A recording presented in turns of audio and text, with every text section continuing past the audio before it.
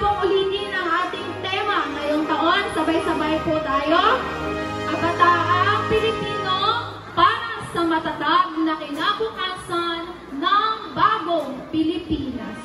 Sa ating mabait at masipag na punong guro, Ginang Elena P. Bayan, sa ating mga panauhin, mga magulang at mga guro, at ang mga batang bibigyan ng parangal sa araw na ito.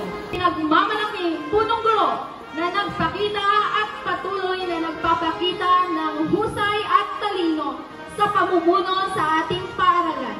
Walang iba kundi si Ginang Elena P.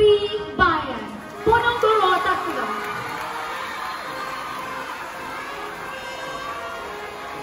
Napakagandang introduction, Ma'am Rose and Sir Dave.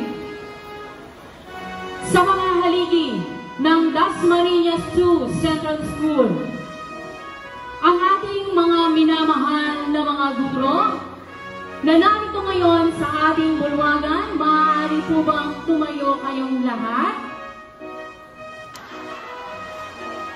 Sa mga haligi ng Dasmariñas 2 Central School, sila po ay nakita po natin ngayon ang kanilang mga bata. So, palakpakan naman natin sila. At higit sa lahat, ang mga batang may karangalan na siyang mga stars ngayong araw ng pagkilala 2024, isang masigabong palakpakan mula sa inyo.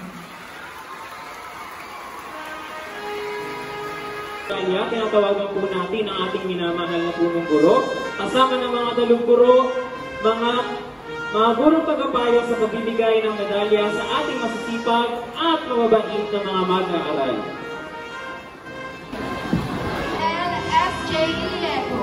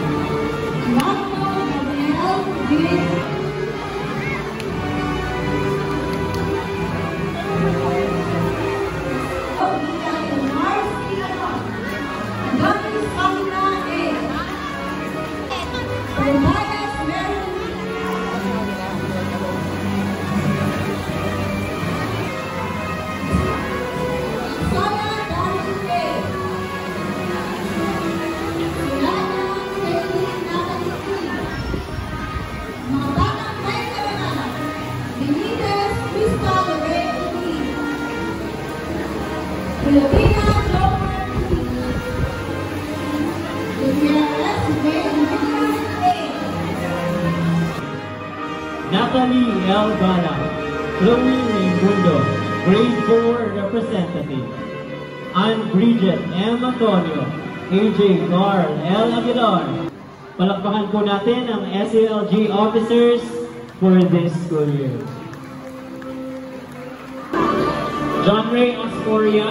Tatuntunan ito ay espesyal sa mga nakukod-tanging mag-aaral sa araw-araw sa pagiging matatag sa mga pagsubok sa kanilang buhay.